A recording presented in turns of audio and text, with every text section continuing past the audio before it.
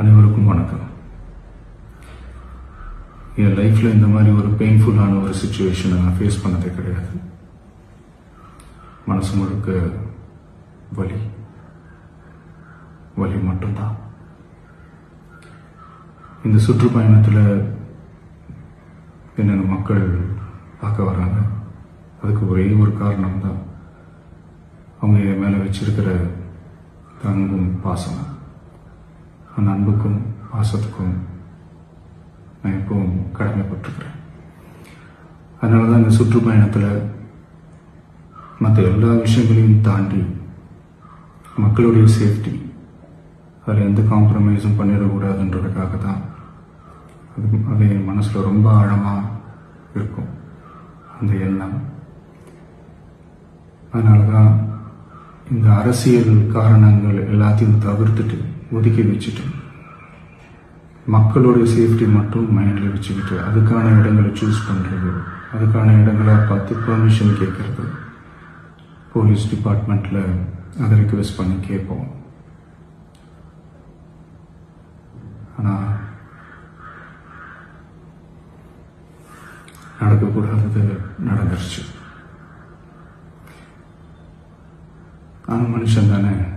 அந்த நேரத்தில் அத்தனை பேர் பாதிக்கப்பட்டு இருக்கும்போது எப்படி அந்த ஊரை விட்டுட்டு என்னால் கிளம்பி வர முடியும்?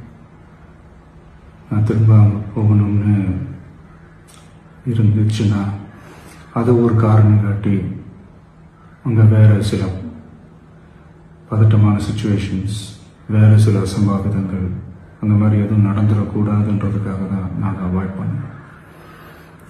இந்த நேரத்தில் சொந்தங்களை இழந்து தவிக்கிற இத்தனை குடும்பங்களுக்கும் என்னுடைய ஆழ்ந்த இரங்கலை தெரிவிச்சுக்கிறேன். எனக்கு தெரியும், என்ன சொன்னாலும் இது ஈடையாகாதுன்னு எனக்கு தெரியும். ஹாஸ்பிட்டலில் ட்ரீட் பண்ணிகிட்ருக்கிற எல்லாருமே சீக்கிரமாக க்யூர் ஆகி வரணுன்றதை இந்த நேரத்தில் நான் வேண்டிக்கிறேன். கூடிய சீக்கிரமே உங்கள் எல்லாரையும் நான் சந்திக்கிறேன். இந்த நேரத்தில் எங்களுடைய வலிகளை, எங்களுடைய நிலைமையை புரிஞ்சுக்கிட்டு எங்களுக்காக பேசின அரசியல் கட்சிகளை சார்ந்த நண்பர்கள், தலைவர்கள் அனைவருக்கும் என்னுடைய நன்றியை தெரிவிச்சுக்கிறேன். கிட்டத்தட்ட ஒரு 5 மாவட்டத்துக்கு பிரச்சாரத்துக்கு போனோம்.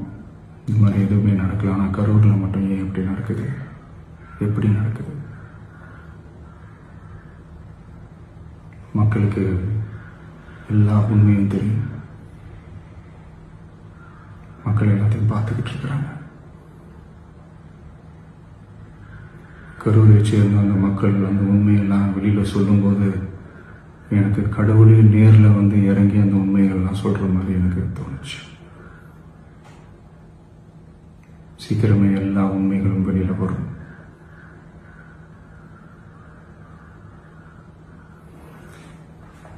எங்களுக்கு தரப்பட்ட இடத்துல நாங்கள் போய் அந்த ஸ்பாட்டில் நின்று நாங்கள் பேசிட்டோம். அதை தாண்டி எந்த தவறும் எங்கள் சைடில் நாங்கள் எதுவுமே செய்யலை. பட் இருந்தாலும் எங்கள் கட்சியை சேர்ந்த நிர்வாகிகள், தோழர்கள் மேலே எஃப்ஐஆர், அது மட்டும் இல்லை சோஷியல் மீடியாவை சேர்ந்த நண்பர்கள், தோழர்கள் அவங்க மேலே எஃப்ஐஆர்லாம் போட்டு இப்போ பிடிச்சிட்டு இருக்கிறாங்க.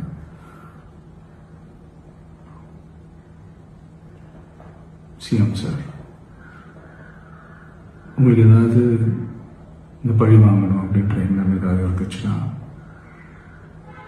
என்ன வேணாலும் பண்ணுங்க. அவங்க மேலே கை வைக்காதீங்க. நான் ஒன்று வீட்டில் இருப்பேன், இல்லை நான் ஆஃபீஸில் இருப்பேன். என்ன வேணாலும் செய்யுங்க. நண்பர்களே, தோழர்களே, நம்மளோட அரசியல் பயணம் இன்னும் ஸ்ட்ராங்கராக, இன்னும் தைரியத்தோட